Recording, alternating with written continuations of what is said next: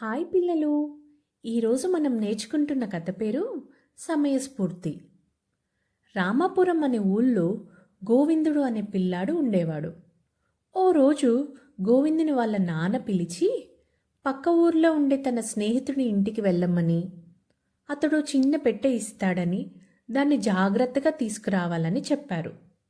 దాంతో గోవిందుడు తండ్రి చెప్పిన గుర్తుల ప్రకారం పక్క ఊళ్ళో ఉండే ఆ స్నేహితుడి ఇంటికి వెళ్ళాడు.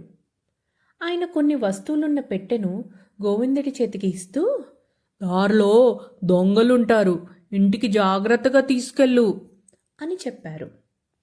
ఇంటికి వచ్చే క్రమంలో గోవిందునికి తన వెనకాల ఎవరో వస్తున్నట్లుగా అడుగుల చప్పుడు వినిపించింది.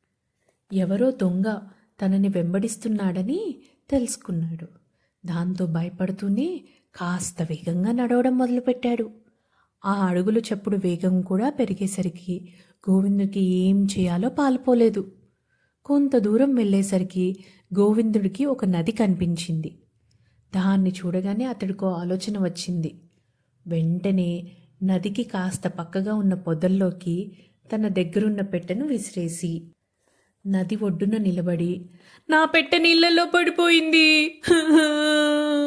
అంటూ గట్టిగా ఏడవడం మొదలుపెట్టాడు.